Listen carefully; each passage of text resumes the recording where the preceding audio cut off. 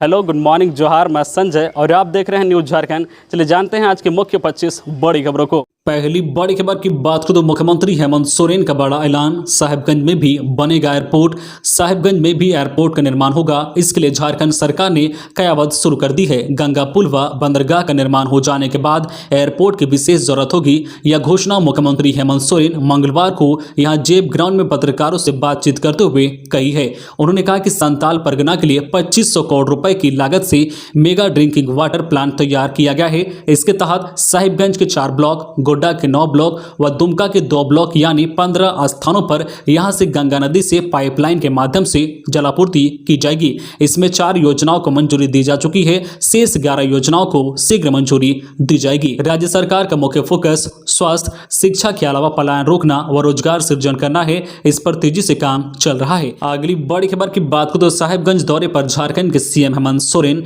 Trainee पुलिसकर्मी सम्मानित शहीद जवान की पत्नी को मिला नियुक्ति पत्र। झारखंड के मुख्यमंत्री हेमंत सोरेन कल साहिबगंज स्थित जेप 9 में ट्रेनी आरक्षियों पुलिसकर्मियों के पासिंग आउट का निरीक्षण किया और परेड की सलामी ली। सीएम ने कहा कि आपके कांधों पर आज से एक नई जिम्मेदारी आ रही है। पूरा विश्वास है कि आप अपनी जिम्मेदारियों और कर्तव्यों का बखूबी निर्वहन करेंगे। इस मौके पर प्रशिक्षण के बाद आयोजित परीक्षा में सर्वश्रेष्ठ प्रदर्शन करने वाले 15 आरक्षियों को मेडल और ट्रॉफी देकर सम्मानित किया गया। सीएम ने गलवान घाटी में 16 जून 2020 को चीन सेना के साथ मुठभेड़ में शहीद साहिबगंज के जाबाज सैनिक कुंदन कुमार ओझा की आश्रित नम्रता कुमारी को नियुक्ति पत्र प्रदान किया। मुख्यमंत्री हेमंत सोरेन ने प्रशिक्षु आरक्षियों से कहा है कि अपने बुनियादी प्रशिक्षण कार्यक्रम में जो कुछ सीखा है उसका बखूबी इस्तेमाल अपने कार्यों एवं दायित्व निर्वहन में करेंगे। पूरा विश्वास है कि आप परिवार और समाज के साथ तालमेल बनाकर अपने उत्तरदायित्वों और जनता के प्रति संवेदनशील दिखाएंगे। अगली बड़ी खबर की बात करें तो पारा शिक्षक का झारखंड सरकार को अल्टीमेट। 14 नवंबर तक वेतनमान नहीं मिला तो 65,000 शिक्षक रांची में डालेंगे डेरा। स्वस्थ होने के बाद दोबारा विभाग का प्रभार संभालते ही शिक्षा मंत्री पारा शिक्षकों की समस्या के निदान में जुट गए थे। ऐसा माना जा रहा था कि अगस्त तक झारखंड में पारा शिक्षकों को बिहार मॉडल लागू हो जाएगा, लेकिन झारखंड शिक्षा परियोजना परिषद के डायरेक्टर शैलेश कुमार चौरसिया के बदलते ही मामला ठंडे बस्ते में चला गया है। अब एक बार फिर से पारा शिक्षकों ने सरकार को अल्टीमेट दिया है। शिक्षकों ने सरकार को 14 नवंबर तक वेतनमान देने की मांग की है। अगर सरकार ने तय तारीख तक वेतनमान नहीं दिया तो 65,000 पारा शिक्षक रांची कूच करेंगे, यहां डेरा डालेंगे। अगली बड़ी खबर की बात करें तो गिरिडीह में कई पदों पर निकली वैकेंसी। नोटिस जारी। नौकरी की तलाश कर रहे लोगों के लिए गिरिडीह में कई पदों पर वैकेंसी निकली है। इसके लिए महिला एवं बाल विकास मंत्रालय ने नोटिस जारी किया है। जो लोग गिरिडीह में नौकरी करना चाहते हैं वे प्रकाशित नोटिफिकेशन को पढ़ें और आवेदन की प्रक्रिया को पूरा करें। महिला एवं बाल विकास मंत्रालय ने केंद्र प्रशासन, केस वर्कर्स, परामर्शदाता सहित कुल 12 पदों पर भर्ती को लेकर आवेदन मांगे हैं। आवेदन करने के लिए उम्मीदवारों की योग्यता पदों के अनुसार 10वीं, 12वीं और स्नातक निर्धारित किया गया है। इच्छुक और योग्य उम्मीदवार 23 नवंबर 2021 तक आवेदन करने के लिए आवेदन की प्रक्रिया को पूरा करें। आप अधिक जानकारी के लिए और आवेदन करने के लिए requirement.jharkhand.gov.in पर विजिट करें। खबरों में आगे बढ़ने से पहले आपसे रिक्वेस्ट है कि अगर आप चैनल को सब्सक्राइब नहीं किए हैं तो प्लीज चैनल को सब्सक्राइब करके बेल आइकन प्रेस कर दें, जिससे आपको झारखंड की हर छोटी बड़ी खबर का अपडेट आप तक पहुंचता रहे। चलिए बढ़ते हैं खबरों की ओर। खबर की बात करें तो झारखंड की हेमंत सरकार का दिवाली तोहफा। 4,31,000 परिवारों को मिलेगा घर। झारखंड में कच्चे मकानों में रहने वाले गरीब परिवारों को दीपावली के मौके पर पीएम आवास योजना के तहत आवास का तोहफा मिलेगा। ग्रामीण विकास विभाग ने 4,31,000 परिवारों को प्रधानमंत्री आवास योजना देने की स्वीकृति कर दी है। लाभुकों को पहली किस्त के तौर पर 1,30,000 रुपए दिए जाएंगे। 15 नवंबर को राज्य स्थापना दिवस से पहले पीएम आवास योजना के तमाम लाभुकों को पहली किस्त का भुगतान करने का लक्ष्य निर्धारित किया गया है।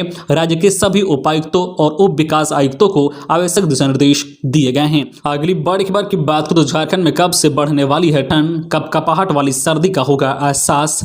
दीपावली से ठंड में बढ़ोतरी के आसार हैं। अचानक न्यूनतम तापमान में गिरावट आ जाने के कारण ठंड में वृद्धि हो जाएगी और कपकपाहट वाली सर्दी का एहसास होने लगेगा। हालांकि अगले कुछ दिनों तक मौसम के शुष्क रहने का अनुमान है। मौसम वैज्ञानिकों ने अपने पूर्वानुमान में बताया है कि 4 नवंबर से ठंड में वृद्धि हो सकती है। रांची और आसपास के इलाके में कल मंगलवार को भी मौसम शुष्क रहा। हालांकि सुबह और शाम में ठंड बढ़ी है। मौसम विभाग के वैज्ञानिक डॉक्टर अभिषेक आनंद ने जानकारी दी है कि रांची इलाके में दीपावली यानी 4 नवंबर से ठंड में वृद्धि होगी। न्यूनतम तापमान में अचानक गिरावट आ सकती है। अगली बड़ी खबर की बात करें तो छोटे मालवाहक गाड़ियों की अब रांची शहर में 4 घंटे नो एंट्री। रांची शहर में मालवाहक छोटी गाड़ियों के प्रवेश पर रोक लगा दी गई है। सुबह और शाम दोनों समय 2-2 घंटे गाड़ियां शहर में प्रवेश नहीं करेगी। हालांकि पहले 6 घंटे नो एंट्री थी, जिसमें ट्रैफिक पुलिस ने फेरबदल किया है। इस संबंध में ट्रैफिक डीएसपी जितवाहन उरांव ने आदेश जारी किया है। जारी आदेश के अनुसार त्योहारों को लेकर शहर में जाम की स्थिति बन रही है, इसलिए सुबह में 9 से 11 बजे तक, शाम में 5 से 7 बजे तक वाहनों के प्रवेश पर रोक लगाई गई है। गौरतलब हो कि दुर्गा पूजा को लेकर शहर की सड़कों पर जाम की स्थिति बनी थी। ट्रैफिक पुलिस ने सुबह 8 से 11 बजे और शाम 5 से 8 बजे तक छोटे मालवाहक वाहनों के प्रवेश पर रोक लगाई गई थी। अगली बड़ी खबर की बात करें तो रांची में इंसिडेंट कमांडर नहीं मानते डीसी का आदेश। डीसी ने कहा संक्रमितों को हर हाल में अस्पताल लाइए। हटिया स्टेशन से कल 17 पॉजिटिव मरीज घर गए। रांची के अधिकारी शहर में कोरोना के फैलने का इंतजार कर रहे हैं, ये डीसी के आदेश का भी पालन नहीं कर रहे हैं। रांची डीसी छवि रंजन ने सोमवार को आदेश दिया था कि स्टेशन और एयरपोर्ट पर संक्रमित पाए जाने वाले सभी व्यक्तियों को कोविड अस्पताल पहुंचाएं। एक भी मरीज घर गया तब इंसिडेंट कमांडर पर गिरेगी गाज। इसके बाद भी मंगलवार को हटिया स्टेशन से 17 संक्रमित घर चले गए हैं। इन्हें ना कोई रोकने वाला मिला, ना टोकने वाला। संक्रमितों को अस्पताल ले जाने के लिए एम्बुलेंस तो स्टेशन पहुंची थी, लेकिन एम्बुलेंस तक ले जाने के लिए वहां ना मजिस्ट्रेट थे, ना ही इंसिडेंट कमांडर। अगली बड़ी खबर की बात करें तो झारखंड हाईकोर्ट को मिला 20वां जज। चीफ जस्टिस ने हाईकोर्ट के जस्टिस सुभाष चांद को दिलाई शपथ। झारखंड हाईकोर्ट के chief justice doctor Ravi Ranjan ने मंगलवार को जस्टिस सुभाष चांद को शपथ दिलाई। इलाहाबाद हाईकोर्ट से 11 अक्टूबर को इनका तबादला झारखंड हाईकोर्ट में हुआ था। इनके शपथ लेने के साथ ही हाईकोर्ट में जजों की संख्या 20 हो गई है, जबकि यहां स्वीकृति पद 25 है। अगली बड़ी खबर की बात करें तो दुमका में हाथी ने 2 को मार डाला। हादसे के बाद वन विभाग ने दिखाया जंगल का रास्ता। झारखंड के दुमका जिले में पिछले 7 माह से एक जंगली हाथी ने उत्पात मचा रखा है। वह जंगल से निकलता है और जान माल की हानि करता है। इसी हाथी ने सोमवार की रात मसालिया थाना क्षेत्र के धोबना हरिन बहाल पंचायत के फतेहपुर गांव में 35 वर्षीय शिबुधन हांसदा और मंगलवार दोपहर जामा थाना क्षेत्र के महारो बस्ती में 40 वर्षीय विदेश मंडल को पटक कर मार डाला। इसके बाद हाथी जामा की कई बस्तियों से होता हुआ मदनपुर के जंगल में घुस गया। पुलिस ने दोनों शवों का पोस्टमार्टम कराने के बाद स्वजनों को सौंप दिया है। हाथी जामा के मदनपुर जंगल में डेरा डाले हुए है। वन विभाग की टीम हाथी को जंगल से खदेड़ने का प्रयास कर रही है। अगली बड़ी खबर की बात करें तो झारखंड की महिला हॉकी टीम लगातार 10वीं बार सेमीफाइनल में सिमडेगा के एस्टोटर्फ हॉकी स्टेडियम में चल रही राष्ट्रीय जूनियर महिला हॉकी प्रतियोगिता में मेजबान झारखंड ने सेमीफाइनल में प्रवेश कर लिया है। मंगलवार को खेले गए पहले क्वार्टर फाइनल मुकाबले में झारखंड ने पंजाब को 6-2 से पराजित कर दिया है। इस जीत के साथ झारखंड लगातार 10वीं बार सेमीफाइनल में प्रवेश करने में सफलता प्राप्त की है। मेजबान टीम के अलावा हरियाणा और चंडीगढ़ की टीम भी सेमीफाइनल में पहुंच चुकी है। अगली बड़ी खबर की बात करें तो झारखंड में करीब 1 माह बाद कोरोना संक्रमण से एक युवक की हुई मौत। बेंगलुरु से जामताड़ा लौटा था संक्रमित। झारखंड में गत 28 सितंबर 2021 के बाद कोरोना संक्रमण से किसी की मौत की पहली खबर मिली है। मृतक पिछले दिनों बेंगलुरु से जामताड़ा अपना घर लौटा था, लेकिन तबियत बिगड़ने पर कोविड अस्पताल उदलबनी में उसे भर्ती कराया गया था, जहां जांच के दौरान कोविड संक्रमित पाया गया था। इस दौरान बेहतर इलाज के लिए उसे धनबाद ले जाया जा रहा था। इसी बीच रास्ते में ही मरीज की मौत हो गई। जामताड़ा जिले में अब मरीजों से जान गंवाने वालों की संख्या बढ़कर 61 हो गई है। इसकी पुष्टि जिला महामारी विशेषज्ञ डॉक्टर अजीत कुमार दुबे ने की है। अगली बड़ी खबर की बात करें तो परिवारवाद की राजनीति करती है जेएमएम, रजत व कांग्रेस पार्टी। दीपक भारतीय जनता पार्टी के प्रदेश अध्यक्ष एवं सांसद दीपक प्रकाश ने कहा है कि भाजपा सत्ता के लिए नहीं बल्कि सेवा के लिए राजनीति करती है। वही कांग्रेस जेएमएम व रजत परिवारवाद की राजनीति करती है।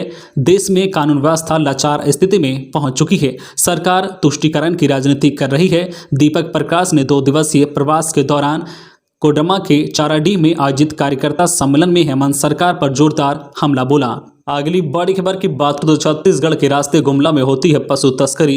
ग्रामीणों ने 3 पशु तस्करों को पकड़कर घंटों किया सड़क जाम। गुमला जिला अंतर्गत रायडी प्रखंड के सुरसांग थाना स्थित कुंडारा गांव में सोमवार की देर रात ग्रामीण विश्व हिंदू परिषद व बजरंग दल के लोगों ने पशु तस्करों को पकड़ा। एक पिकअप वैन में पशुओं को ठूसकर छत्तीसगढ़ के रास्ते गुमला लाया गया था। ग्रामीणों ने पिकअप सहित पशुओं को जब्त कर लिया। इस दौरान 3 पशु तस्करों को पकड़ लिया और पुलिस को सुपुर्द कर दिया। इधर पशु तस्करी के विरोध में ग्रामीणों ने कोंडारा चटकपुर मुख्य मार्ग को घंटों जाम किया। थाना प्रभारी के समझाने के बाद ग्रामीणों ने सड़क जाम खत्म किया।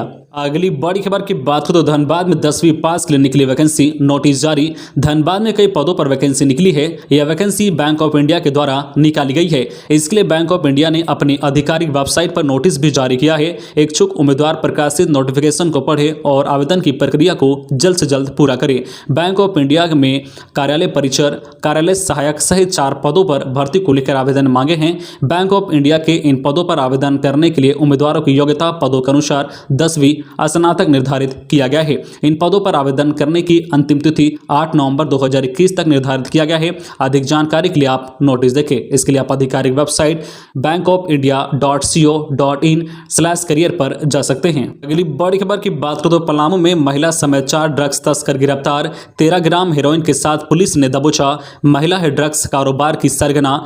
पलामू के मेदिनीनगर शहर में 13 ग्राम हेरोइन के साथ पुलिस ने एक महिला समेत 4 लोगों को गिरफ्तार किया है। इसमें 3 तस्कर और एक नशेबाज है। पलामू में नशे के इस कारोबार का तार गढ़वा और बिहार के सासाराम से जुड़ा है। मंगलवार को प्रेस कॉन्फ्रेंसिंग कर शहर थाना प्रभारी इंस्पेक्टर अरुण महथा ने बताया कि पुलिस को जानकारी मिली थी, जिसके आधार पर छापेमारी कर सभी को गिरफ्तार किया गया है। अगली बड़ी खबर की बात करें तो अपराधियों का दुस्साहस। झारखंड में दिन दहाड़े रिटायर्ड पोस्ट मास्टर से 5 लाख की छिनताई। झारखंड के हजारीबाग जिले में कल एक दंपति को समोसा खाना महंगा पड़ गया। बाइक सवार 2 युवकों ने retired post master Sarjit Goswami से दिन दहाड़े 5 लाख की छिनताई कर ली और पुलिस की सुरक्षा व्यवस्था को धत्ता बताते हुए भीड़ भाड़ के बीच से निकल भागे। घटना बड़ा बाजार चौक स्थित बंगाली होटल के पास की है। घटना की सूचना पर मौके पर पहुंची पुलिस आसपास के लोगों व दुकानदारों से पूछताछ की है।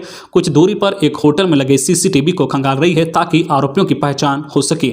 बताया जा रहा है कि retired post master Sarjit Goswami अपनी पत्नी मालती देवी के साथ एसबीआई मेन ब्रांच से 5 लाख की निकासी कर अपने घर बड़कागांव रोड स्थित सुभाष नगर विवेकानंद स्कूल जा रहे थे। इसी बीच पत्नी मालती देवी के साथ सेवानिवृत्त पोस्ट मास्टर सरजीत गोस्वामी बंसीलाल चौक के पास स्थित बंगाली होटल से समोसा खाने रुक गए। भीड़ भाड़ के बीच बाइक पर आए 2 युवकों में से एक ने मालती देवी के हाथ से थैला छीन लिया, जिसमें 5 लाख की रकम मौजूद थी। अचानक हुई इस छिनताई से महिला गिर पड़ी। जब तक आसपास के लोग समझ पाते तब तक बाइक सवार दोनों युवक सरदार चौक होते हुए भीड़ भाड़ का फायदा उठाते हुए। अगली बड़ी खबर की बात करें तो सड़क निर्माण में लगे वाहन पर हजारीबाग में नक्सलियों ने की फायरिंग, पर्चा छोड़ा। झारखंड के हजारीबाग जिला अंतर्गत बड़कागांव व केरेडारी के बीच लोहरसा गांव को जोड़ने वाली सड़क निर्माण कार्य में लगे हाईवा वाहन पर प्रतिबंधित नक्सली संगठन टीपीसी के नक्सलियों ने फायरिंग की। हालांकि इस फायरिंग में किसी की हताहत की खबर नहीं है, लेकिन इस घटना के बाद से